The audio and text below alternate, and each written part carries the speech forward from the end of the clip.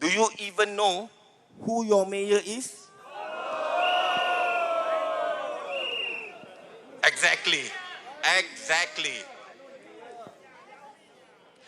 They show up for ribbon cuttings, get paid 6 figures a year.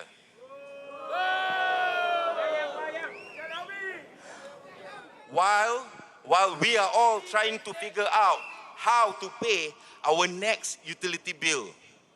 What a striking contrast. Now we say, once again, abolish that mayor positions.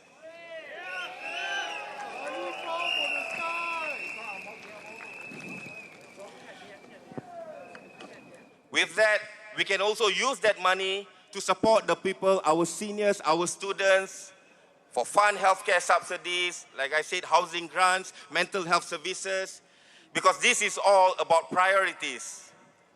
We feel your pain, your struggle, your hope. Please, give us the chance to serve you.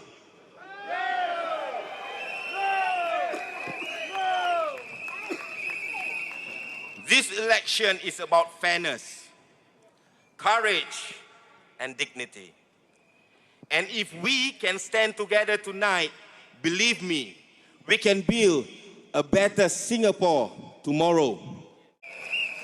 A reminder, all these proposals came from you, the residents, and have one simple principle, that a town must be people-centric, that a town belongs to its residents, not to the PAP real estate political portfolio.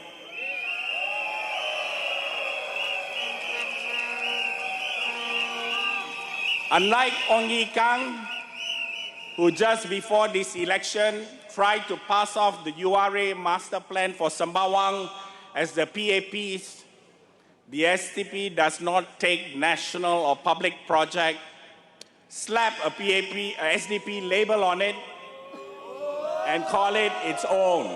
No, we don't do that. We believe in real participation, where the town plan is a product of you, the residents. That's why the SDP will organize regular town halls across all our constituency in the Northern Strategy. These town halls will be an opportunity for residents to voice ideas and provide feedback to your SDP MPs, so that the SDP MPs can implement a plan that the people really want. If you want a town plan and MPs that will work for you, vote SDP. Vote SDP MPs. Once again, the Sembawang GRC team is pleased to officially launch the SDP Sembawang GRC Town Plan, putting your heart in the heartland. A plan for you, a plan by you. It is just SDP's pleasure. There have been major issues raised by the PAP about the living wage proposals made by the SDP and other parties. Former senior civil servant Jeffrey Xiao called the minimum wage a political rather than a practical solution, and he preferred the so-called progressive wage model, which gives certain workers the right to a basic wage, provided they meet certain strict criteria. Ms. Gan Xiaohuang said that the minimum wage is an easy way out. I'm not so sure why the PAP is so enamored of complicated solutions. But frankly, having a guaranteed living wage, no matter what people do, is one sure way to ensure that a job in Singapore provides at least the basic essentials for our families.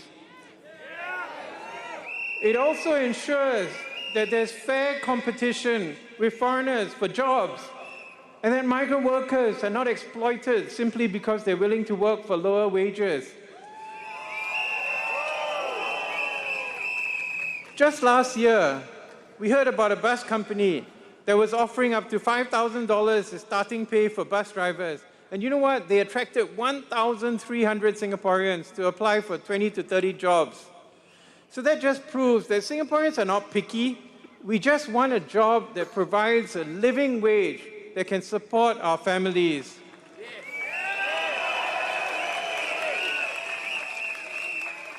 The SDP has campaigned for a living wage for the last 20 years. We've been told that it will cause widespread unemployment. But actually, you know what? The PAP has employed the progressive wage model, which is actually a minimum wage in disguise. But there has not been widespread unemployment.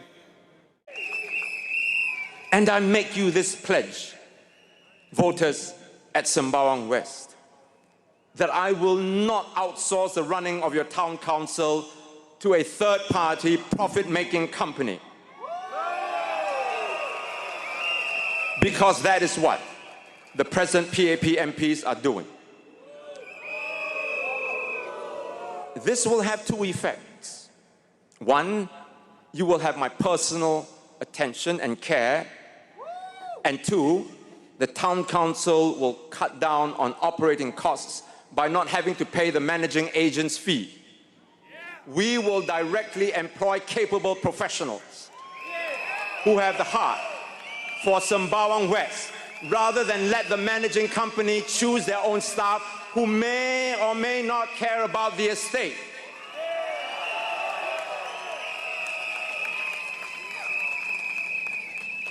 Of course, we will have the regular Meet the People sessions. I hear that residents wanting to see the MP must now wait for about 2 to 3 hours. I'm shocked. Do the MPs think they are some kind of rock stars?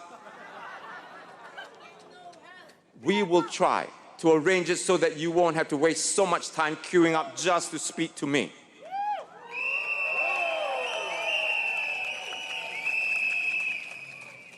On top of this, Meet the People sessions, I will also conduct town hall meetings so that we can discuss issues and policies that affect you and your family. Anything and everything, from healthcare costs to your children's education to mental health support, we will organize such meetings so that I can hear you say and then take them with me to Parliament.